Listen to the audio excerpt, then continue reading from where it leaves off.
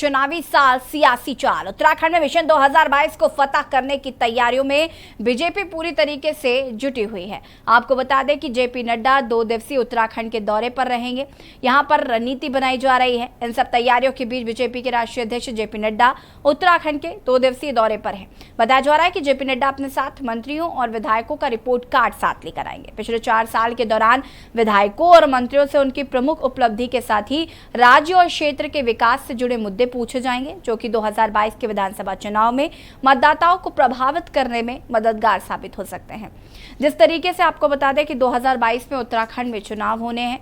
अगर हम विपक्ष की बात करें तो विपक्ष भी लगातार कहीं ना कहीं चुनावी मोड में नजर आ रहा है, और जिस तरीके से सत्ताधारी पक्ष बीजेपी भी चुनावी मोड में नजर आ रही है। अभी हाल ही में आम आदमी पार्टी से केजरीवाल दिल्ली उत्तराखंड पहुंचे थे और वहां पर जाकर उन्होंने मुख्यमंत्री के चेहरे के रूप में अजय कोठियाल जी को बताया था कि वो अगला मुख्यमंत्री के चेहरे होंगे आम आदमी पार्टी की तरफ से।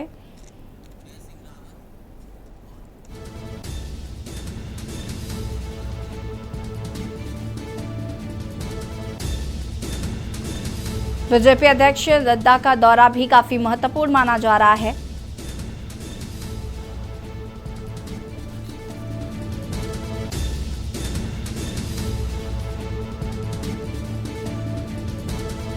और हम इसी पर चर्चा कर रहे हैं। हमारे साथ कुछ मेहमान भी जुड़े हुए हैं, उनसे आपका तारुफ करा देते हैं। हमारे साथ हनी पाठक जी जुड़े हुए हैं बीजेपी से, हमारे साथ अनिल भास्कर जी जुड़े हुए हैं कांग्रेस से, और हमारे साथ जय सिंह रावत जी जुड़े हुए हैं जो कि वरिष्ठ पत्रकार हैं।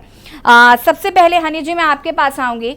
जेपी नड्डा का दौरा है, 2 दिवसीय दौरे पर है, रिपोर्ट कार्ड लेकर आएंगे। सबसे पहले तो क्या कहना है आपको इसको लेकर? देखिए, ऐसा है, जो ये न्यूज़ फैल रही है रिपोर्ट कार्ड लेकर आएंगे, रिपोर्ट कार्ड लेके आएंगे, भाजपा की किसी भी मंत्री, किसी भी विधायक, किसी भी कार्यकर्ता के द्वारा ये बयान नहीं दिया गया है कि माननीय राष्ट्रीय अध्यक्ष जेपी नड्डा जी किसी का रिपोर्ट कार्ड लेके आ रहे हैं। अगर कोई अपने उत्तराखंड में, क्योंकि वो राष्ट्रीय अध्यक्ष है, चुनाव नजदीक आ रहा है, अगर वो दौरे पे आते हैं तो इसका मतलब ये नहीं कि रिपोर्ट कार्ड ही लेके आ रहे हैं। दौरे पे आ सकते हैं, चुनावी समीकरण बन रहा है, चुनाव आ रहा है, तो चुनाव में रैली के लिए, बात करने के लिए, मेरा बूथ सबसे मजबूत करके हम लोगों के आजकल एक अभियान चल रहा है कि अपने अपने बूथों की बैठक ली जा रही है, तो उस बूथों की बैठक के लिए आ रहे हैं, कार्यकर्ताओं की बैठक के लिए आ रहे हैं, अपने ओजस्वी भाषण देने के लिए आ रहे हैं, ओजस्वी विचार अपने कार्यकर्ताओं का मनोबल बढ़ाने के लिए आ रहे हैं। तो वो जरूरी नहीं है कि रिपोर्ट कार्ड लेके ही आ रहे हैं जी। तो ये कहना पूरी तरह से सही नहीं होगा कि रिपोर्ट कार्ड लेकर आ रहे हैं और रिपोर्ट कार्ड के बाद तय होगा। वो चुनावी समीकरण को देखते हुए ही आ रहे हैं। जी हनी जी, लेकिन विपक्ष कहीं ना कहीं लगातार ये बात कह रहा है कि रिपोर्ट कार्ड लेकर आ रहे हैं, और रिपोर्ट कार्ड में क्या होगा जब 5 साल तक कुछ किया ही नहीं गया है। तो देखिए, ऐसा विपक्ष तो बहुत सी बातें करता है, विपक्ष तो बहुत सी बातें करता है। जब हम विपक्ष में रहते हैं तो हम बातें करते हैं, लेकिन हम बुनियादी बातें करते हैं, बेबुनियादी बातें नहीं करते हैं। तो इनके पास कहने को कुछ नहीं है तो ये बेबुनियादी बातें करेंगे। मैं भी कह सकती हूँ इस डिबेट के दौरान कि कल हरीश रावत जी का शायद आप लोगों ने सबने सोशल अकाउंट पढ़ा होगा कि वो ये कह रहे थे राहुल गांधी जी से कि आप हमारे पुराने कार्य को देखें, मैं सबसे पुराना कार्यकर्ता हूँ, उसको देखते हुए मेरा चेहरा घोषित किया जाए। आम आदमी पार्टी ने भी अपना चेहरा घोषित कर दिया है। तो इनके यहाँ तो चेहरे की राजनीति होती है, जनता को जनता के लिए, जनता की घोषणाओं के लिए, जनता के हित की राजनीति नहीं होती है। जैसे इस समय चुनाव का जब दौर आता है तो जनता के लिए अपनी घोषणाएं रखी जाती है, अपनी बातें रखी जाती है कि हम आएंगे तो ऐसा करेंगे। तो इनके यहाँ तो अभी कला इसी चीज की लग रही है कि चुनाव के दौरान चुनावी चेहरा कौन होगा, अगला सीएम कौन बनेगा, सीएम के रूप में चेहरा घोषित किया जाए। तो इनके यहाँ तो चेहरे की लड़ाई चल रही है, तो जनता के हित में कोई भी कार्य का फैसला लेने की लड़ाइयां नहीं चलती है इनके यहाँ जी। तो ये क्या कह रहे हैं उसका हम लोग मायने नहीं रखता हम लोगों के लिए, क्योंकि ये कुछ भी कह सकते हैं। जब इनके वरिष्ठ नेता ये कह सकते हैं कि मुझे चेहरा घोषित किया जाए, जब आम आदमी पार्टी ने कर दिया है सोशल मीडिया के द्वारा, ट्विटर के द्वारा, अपने ब्लॉग के द्वारा वो ये डालते हैं, तो मैं कुछ नहीं इसमें क्या कहना चाहूंगी कि विपक्ष क्या कह रहा है इस मामले में, मैं इसको तूल नहीं देना चाहूंगी। जी अनिल जी, क्या कहना है आपको? हनी जी की बात का क्या जवाब है आपके पास? हनी जी की बात का सिर्फ इतना जवाब देना चाहता हूं मैं कि उनको सिर्फ अब 2 ही चीजों से उम्मीद है कि एक तो ऊपर वाला भगवान राम की इसी तरह मदद करे, और दूसरा आम आदमी पार्टी उनकी मदद कर दे। आम आदमी पार्टी के सहारे वो बिल्कुल खड़ी हुई है पूरी पूरी प्रदेश की भाजपा, कि वो किसी तरह से एक एक दो हजार 2-3 हजार वोट किस तरह ले जाए और हमारा जो नुकसान होना है उसे किस तरह से बचा लिया जाए, किस तरह सीटें आ जाए। लेकिन वो अब होने वाला नहीं है। प्रदेश की पूरी जो जनता है उसके बीच में अगर आप जाएंगे, मैंने कुछ दिन पहले भी कहा था कि 10 में से 9 आदमी आपको ये कहते मिलेंगे कि कांग्रेस की सरकार आ रही है। ठीक है, और उसके साथ साथ मैं जो कहना चाहता हूं, जो रावत जी पर उन्होंने टिप्पणी की है, कम से कम हमारी कांग्रेस सरकार में एक बात है, कांग्रेस पार्टी में एक बात है कि हम अपनी बात बहुत अच्छे से रख सकते हैं, लोकतंत्र है, किसी पर कोई कार्रवाई नहीं होती है। कल हरदोई में एक कार्यकर्ता ने अपनी बात रखी, पीड़ा रखी केंद्रीय मंत्री के सामने, और तत्काल उस केंद्रीय मंत्री ने बोल दिया कि इनको पार्टी से बाहर करो, ये भाजपा के कार्यकर्ता है ही नहीं। तो इस प्रकार की वहां पर, और उन्होंने सिर्फ बात रखी थी कि हम ब्राह्मणों पर एक जुल्म हो रहा है, हम थाने गए, हमारी बात नहीं सुनी, उल्टा उसी को प्रताड़ित किया गया और उसको बाहर कर दिया गया पार्टी से।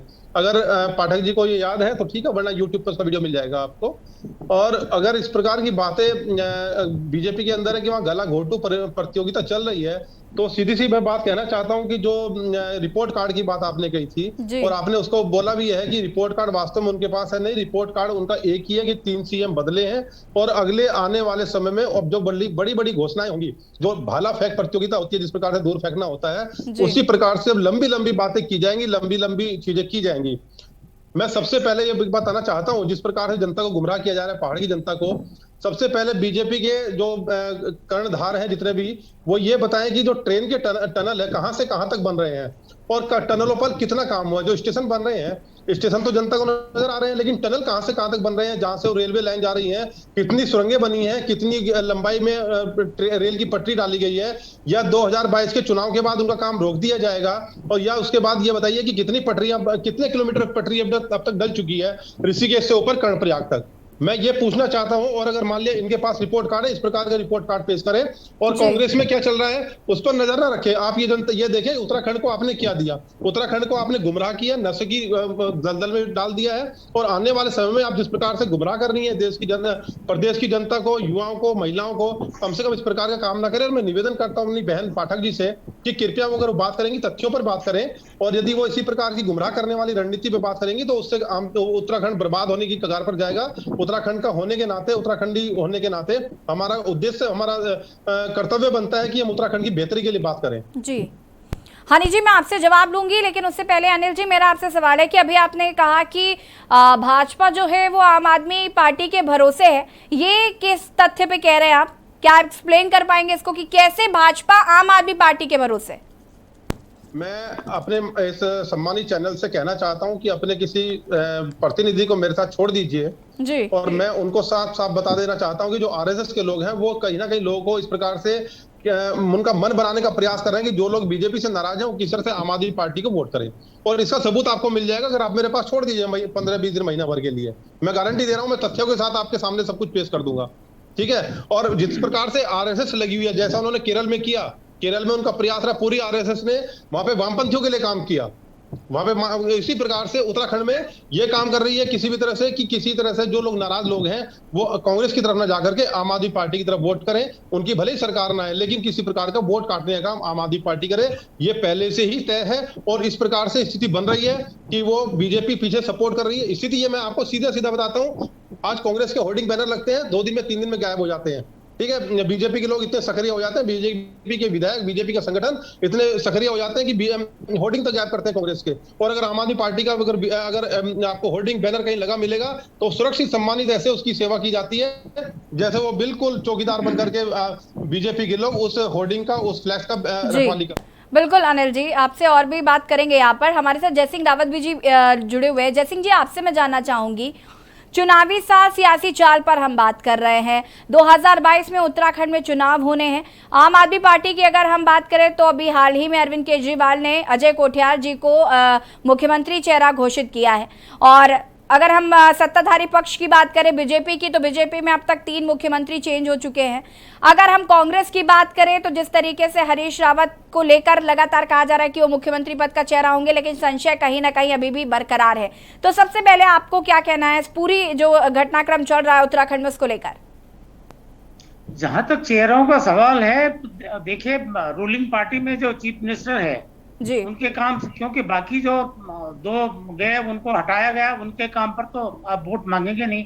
तो जाहिर है बीजेपी का चेहरा जो इस समय मुख्यमंत्री है वही होंगे, क्योंकि नेतृत्व उन्होंने कैंपेन का उन्होंने करना है। एक हरीश रावत का जब जाहिर है कांग्रेस पार्टी में सबसे बड़े नेता है वो, और जिस तरह से उन्होंने यहाँ बिल्कुल पहली बार हम देख रहे हैं उत्तराखंड में कांग्रेस सबसे पहले वो पीछे क्या कहते हैं चुनाव की तैयारी के लिए बिल्कुल तामझाम लेकिन मैदान में उतर गई है, जबकि अब तक लीड जो है बीजेपी लेती रही है पिछले हम 2002 के बाद जितने भी चुनाव हुए हैं। तो कांग्रेस तो उधर है, तो कांग्रेस का भी लगभग तय है हरीश रावत ही चेहरे होंगे, और हरीश रावत के नाम से ही लोग ये माने न माने कांग्रेस को लोग उनके नाम से वोट मांगे जाने हैं, और आप वालों ने कर ही दिया है। देखिए यहाँ पर आप भी जानते हैं एंटी इनकम्बेंसी बहुत होती है, लगभग 60% विधायक हारते रहे अब तक, और मिनिस्टर 80% हारते रहे, यहाँ तक कि मुख्यमंत्री भी चुनाव हारते रहे हैं। तो ये इतनी एंटी इनकम्बेंसी यहाँ पर होती है, तो सत्ता में जो लोग जाते हैं वो इतना उनका गरूर हो जाता है, इतना अहंकार, एक तो मंत्रियों का हो जाता है, विधायकों का गरूर हो जाता है, उनके जो समर्थक होते हैं, उनके जो चेले, उनका जो स्टाफ होता है वो अहंकार में डूबा हुआ होता है। अभी जो चाहे मुख्यमंत्री या मंत्री जैसा भी हो, उनका स्टाफ भी उनको डुबाता है, ये लाल बत्ती वाले भी डुबाते हैं। शुक्र है इन्होंने लाल बत्ती वालों के समय पीछे कर रखा है। तो इस वजह से अभी जो एक बार कांग्रेस एक बार बीजेपी का जो है तो आप आम आदमी पार्टी जिस ढंग से जिस आया मतलब धमकी है, धमाकेदार उनकी एंट्री हुई है, तो उससे लगता है कि जो एंटी इनकम्बेंसी का जो वोट है जो सत्ताधारी दल को हराता है, अब ये देखने वाली बात है वो कितना ऊपर आते हैं। तो ऐसा माना जाता है कि जितना आप पार्टी ऊपर आएगी उतना कांग्रेस का वोट कटेगा, ये है। लेकिन एक बात समझ में नहीं आ रही है कि मीडिया भी और बाकी लोग भी राजनीतिक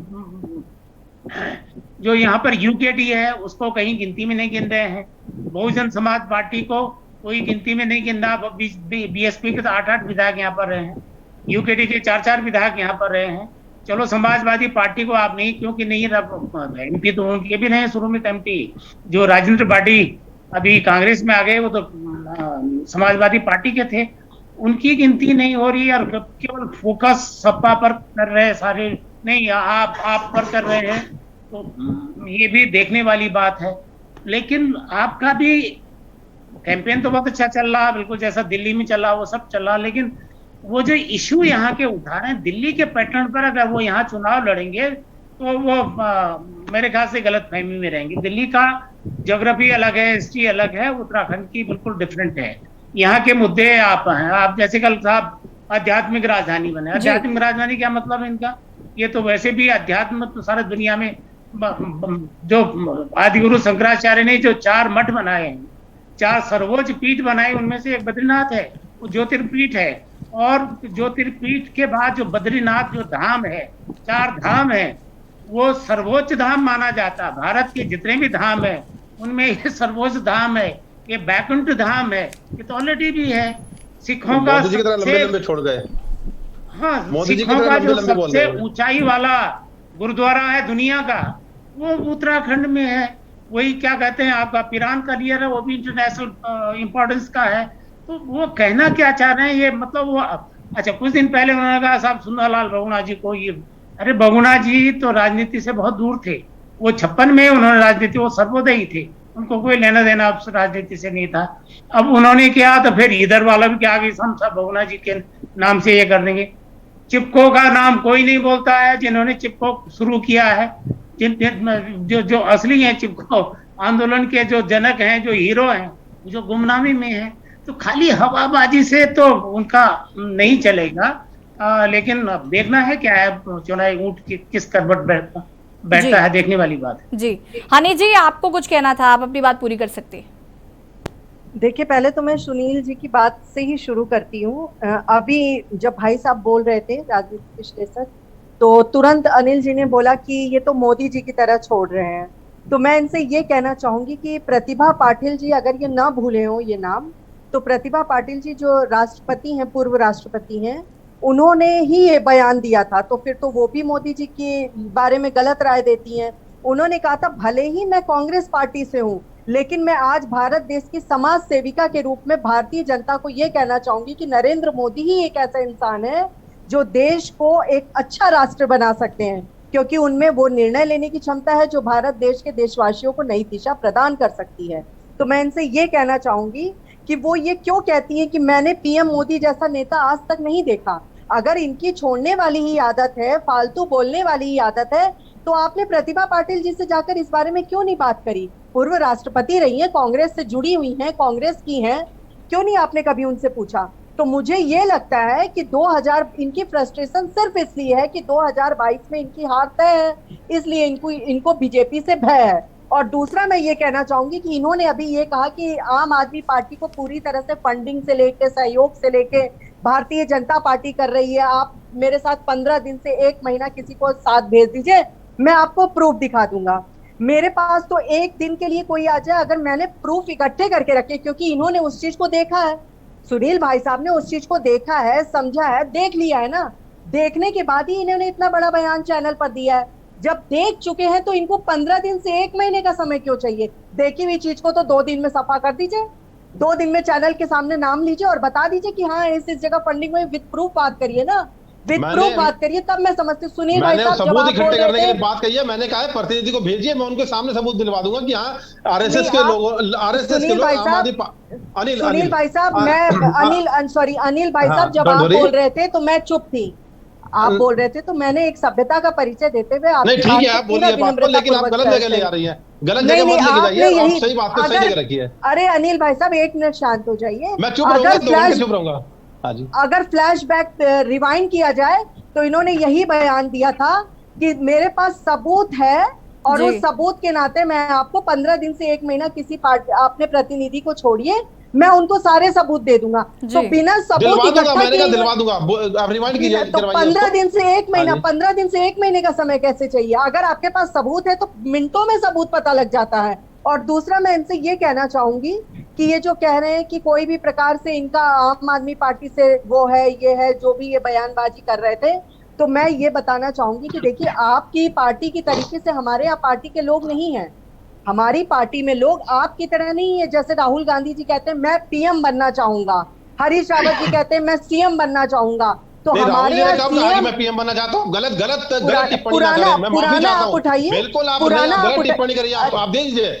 राहुल गांधी ने, प्रियंका गांधी, माफी पाठक जी आपको रोककर मैं कहना चाहता हूं कि राहुल गांधी ने हमेशा ये कहा है कि आप वोट देने जाइए, किसी को दीजिए, लेकिन वोट जरूर करें। ये बात जरूर कही होगी, कभी नहीं उन्होंने कहा होगा मुझे प्रधानमंत्री बनना है। चैनल वालों को बहुत अच्छे से पता है, फर्क साफ है। कर्नाटक सीएम के पद से येदियुरप्पा ने इस्तीफा दिया भाजपा में, कांग्रेस में, पंजाब में कलह शांत करने के लिए 5 अध्यक्ष बना दिए गए। उत्तराखंड के सीएम ने, तीरथ सिंह रावत जी ने पद से इस्तीफा दे दिया और उत्तराखंड में कलह शांत करने के लिए 5 अध्यक्ष बना दिए गए।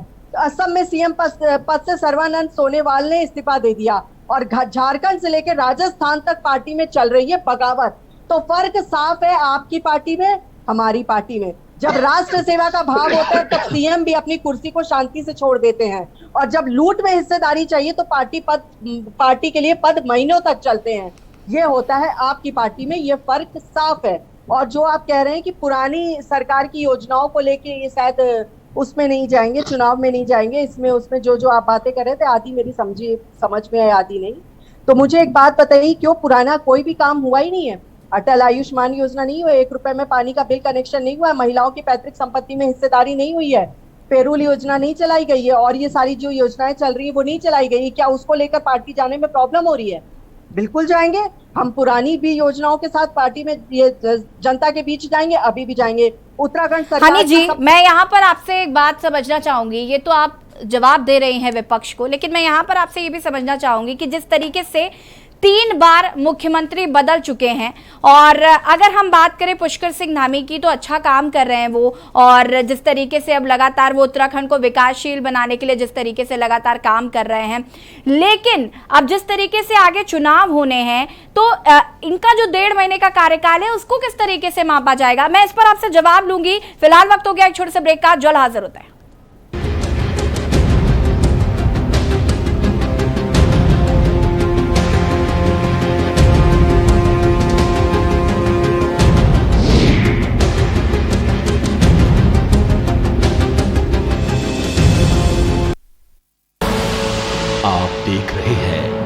की न्यूज, खबरों का सारथी। संकल्प ये हमने लिया, हर काम को पूरा करे, वंचित कोई ना अब रहे, ये लक्ष्य हम पूरा करें। संकल्प है, संकल्प है, संकल्प है। ना अब कोई पिछड़ा रहे, ना अब कोई लाचार हो, हर वर्ग का उत्थान हो, सबको सभी अधिकार हो, जो सबसे हो पीछे खड़ा, हम साथ में उसके रहे। संकल्प है, संकल्प है, संकल्प है। खुदी को आजमाया है तो ये अंदाज आया है, खुदी को आजमाया है तो ये अंदाज आया है। तुम में भी मैं हूं, शुद्ध प्लस पान मसाला। आप देख रहे हैं की न्यूज, खबरों का सारथी।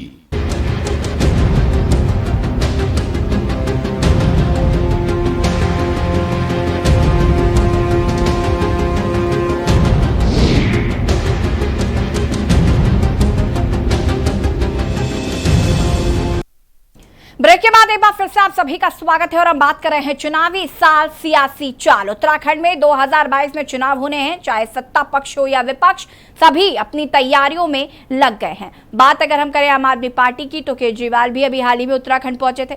अभी 20 तारीख को जेपी नड्डा का दौरा है उत्तराखंड का। तो कहीं ना कहीं आने जाने का सिलसिला, दौरों का सिलसिला जो है वो बहुत तेजी से जारी है। इसी पर हम चर्चा कर रहे हैं और बातचीत करने के लिए हमारे साथ अनिल जी कांग्रेस से जुड़े हुए हैं और हमारे साथ हनी पाठक जी बीजेपी से जुड़े हुए हैं। हनी जी, मैंने आपसे पूछा था कि 3 बार मुख्यमंत्री बदल चुके हैं। इस वक्त पुष्कर सिंह धामी हैं, जिनका अगर हम बात करें 2022 में चुनाव है तो 1.5 महीने 2 महीने का कार्यकाल होगा। इसको किस तरीके से मापा जाएगा, कितना काम किया, कितना नहीं किया? क्योंकि 4.5 साल में कुछ काम नहीं किया गया, ऐसा विपक्ष लगातार कह रहा है। तो इन कुछ महीनों में ऐसा क्या हो जाएगा? देखिए, ऐसा कुछ महीने की तो मैंने बात करी नहीं। 4.5 साल में जो हम लोगों के अब तक जितने काम हुए और धामी जी के आने के बाद जो भी कार्य लगातार हो रहे हैं, आप ही ने अभी कहा कि लोकप्रियता इनकी काफी है जी। तो जो भी कार्य हो रहा है इनका, इसके ही बल पे हम लोग पुराने सालों के बल पे, इसके बल पे जनता के बीच जाएंगे। क्योंकि जनता को दी हुई घोषणा पत्र में जो घोषणाएं हम लोग करते हैं वो करके दिखाते हैं, वो करके दिखाते हैं। तो जनता के बीच जाने में कोई शर्म नहीं है, कोई हिचक नहीं है। जनता हम लोग को खुले दिल से स्वीकार करती है। और मैं आज इस चैनल के माध्यम से आपको बता के जाना चाहूंगी कि दोबारा 2022 में हम ही आ रहे हैं, हम ही आएंगे, क्योंकि हम लोगों ने कार्य ऐसा किया है कि जनता हम लोगों को दोबारा बाहें पसार के वापस हम लोगों का स्वागत करेगी। जी अनिल जी, बिल्कुल उम्मीद करते हैं। अनिल जी, आपसे मैं जानना चाहूंगी, क्या 3 बार मुख्यमंत्री बदलने के अलावा कोई और मुद्दा उत्तराखंड में नहीं बचा है? कांग्रेस अब जब भी कुछ भी रैली करती है या प्रदर्शन करती है तो ये मुद्दा सबसे पहले आता है कि 3 मुख्यमंत्री बदल दिए गए, 3 बार मुख्यमंत्री बदल दिए गए। क्या उत्तराखंड में 3 बार मुख्यमंत्री बदलने के अलावा कुछ और मुद्दे नहीं बचे हैं बातचीत करने के लिए? बेरोजगारी, पलायन जैसे मुद्दे, क्या इन सब बातों पर चर्चा नहीं होगी? मैं काम पर ही बात करना चाहता हूं। हम लोगों ने इतना किया है कि इनको और कोई मुद्दा नहीं मिल रहा है ना, बस 3 बार का मुख्यमंत्री, 3 बार का मुख्यमंत्री। ये तो जनता बोल रही है, हम नहीं बोल रहे हैं। मैं गरिमा मेहरा दसौनी जी कल मेरे साथ डिबेट में थी। उनसे जब ये इस मुद्दे पर डिबेट थी हरीश रावत जी के सोशल मीडिया के बातों को लेकर, तो उन्होंने पता है क्या कहा? आम आदमी पार्टी के एक व्यक्ति को ये कहा कि अगर हमारे बंदे ने डाली है ये पोस्ट तो आप नाक क्यों डाल रहे हो उसमें? तो यही जवाब मैंने गरिमा मेहरा दसौनी जी को दिया था कि हम मुख्यमंत्री बदल रहे हैं तो आप नाक क्यों डाल रहे हो उसमें? जनता के हित में ही कार्य हो रहा है ना, जनता के ऐसा तो नहीं। अनिल जी से जवाब ले लेते हैं। अनिल जी, क्या कहना है आपको इस बात पे? क्या और कोई मुद्दे नहीं बचे हैं बातचीत करने के लिए? सिर्फ 3 बार का मुख्यमंत्री पद ही बाकी रह गया है? क्या मैं जवाब दे दूं? जी बिल्कुल अनिल जी, आपसे ही जवाब की उम्मीद है। मैं पाठक जी, मैं ये कहना चाहता हूं, पहली बात तो ये है कि हरीश रावत जी अभी कुछ भी डालें, वो आज की तारीख में सत्ता में नहीं है और उनके किसी भी बयान का जो या उनके किसी भी कार्य का फिलहाल लाभ और नुकसान उत्तर प्रदेश की जनता को नहीं होना है। उसके बाद वो उसका निर्णय ले सकती है। लेकिन मुख्यमंत्री जी बदलना, मुख्यमंत्रियों को लगातार बदलना, ये उत्तराखंड के कार्यों को भी डिस्टर्ब करता है और आने वाली योजनाओं को भी करता है। अभी आपने कहा कि हम प्रदेश की जनता के सामने जाएंगे और 22 में 2 बार आएंगे। मैं आपको एक नारा देता हूं पाठक जी, आपके लिए मैंने एक नारा बनाया है, वो आप लेकर के जाइए, क्योंकि आपने बहुत काम किए हैं कि 5 साल किए बर्बाद, आगे भी करेंगे, उत्तराखंड बदहाल। ठीक है, इस नारे को आप लेके जाइएगा, जब कुछ जनता को बताइए। मैं आपसे कहना चाहता हूं कि जब आप जाएं तो ये भी आंकड़े लेकर अनिल जी, इसका मतलब आप मान रहे हैं 2022 में बीजेपी आ रही है? कितने रोजगार मिले थे और 2007 से 12 तक आपने कितने खत्म किए और 2017 से 22 तक कितने खत्म कर दिए? अनिल जी, आपका ये जो नारा है, इससे तो ये प्रतीत हो रहा है कि आप मान रहे हैं कि 2022 में भाजपा आ रही है। नहीं, मैंने आपसे कहा है, मैं नहीं मान रहा हूँ, मैं तो मान रहा हूँ, तो जनता अपने आप नकार चुकी है। मैं तो कह रहा हूँ नारा लेकर के जाइएगा। अनिल भाई साहब, बहुत बहुत धन्यवाद, आपने मान लिया। नहीं, मैंने कहा नारा लेके जाइएगा, 5 साल के बर्बाद, आगे भी करेगा उत्तराखंड बदहाल। मतलब जब सरकार में आगे भी बदहाल तभी करेंगे ना जब सत्ता में आएंगे, आपके हिसाब से तो आ रही है सत्ता में फिर भाजपा? बिल्कुल आ रही है। चलिए, रवीन आनंद जी भी हमारे साथ जुड़ चुके हैं, आम आदमी पार्टी से हैं। रवीन आनंद जी, मेरा सवाल आपसे ये है कि अगर केजरीवाल उत्तराखंड आ सकते हैं तो जेपी नड्डा जी आ रहे हैं तो क्या दिक्कत है? क्या किए इंडस्ट्री जो आपने लगाई थी? अनिल जी, मैं आपसे जवाब लूंगी, लेकिन रवीन आनंद जी भी हमारे साथ जुड़ गए आम आदमी पार्टी से। रवीन जी, रोजगार दिए, अगर केजरीवाल जी आ सकते हैं उत्तराखंड, तो अगर जेपी नड्डा जी आ रहे हैं तो क्या दिक्कत है? आपने उत्तराखंड को स्वर्ग बना दिया। अनिल जी और अनिल जी, आपसे मैं जवाब लूंगी, रवीन जी से सवाल पूछना है यहाँ पर। कैसे ऊपर जाइए? रवीन जी, आपको आवाज आ रही है हमारी? जी आ रही। जी, मेरा सवाल आपने सुना? जी मैडम, बताइए। मैं ये पूछ रही हूँ कि अगर केजरीवाल जी उत्तराखंड आ सकते हैं तो अगर जेपी नड्डा जी आ रहे हैं तो क्या दिक्कत है? देखिए, ऐसा है जी कि दिक्कत तो कुछ नहीं है, लेकिन आप ये देखिए कि बीजेपी द्वारा अगर आप एक महीने के हर महीने किसी भी महीने का एक रिकॉर्ड उठा करके देखें, जैसे अभी परसों इनके अजय भट्ट जी आए थे जी, तो पूरे शहर को गंदा किया गया, पूरे शहर में पोस्टर लगाए गए, बैनर लगाए गए, जगह जगह जाम लगाया गया, जगह जगह इन्होंने स्टॉल लगाए और ट्रैफिक पूरे दिन बाधित रहा, जबकि सुबह 11 बजे का समय देख करके वो 5 बजे आए।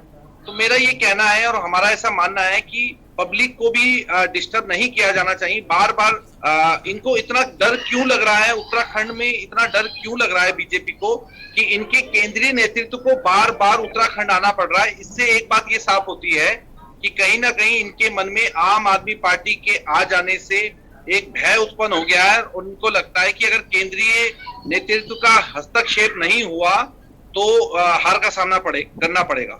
जी, समय की बहुत कमी है। आप सभी का फिलहाल बहुत बहुत शुक्रिया इस चर्चा में शामिल होने के लिए। चुनावी सियासी चाल पर हम बात कर रहे हैं। उत्तराखंड में 2022 में चुनाव होने हैं और देखना होगा कि 2022 में किसके सर पर ताज सजता है। फिलहाल हमारी खास पेशकश में इतना ही। देखते रहिए के न्यूज़ इंडिया। नमस्कार।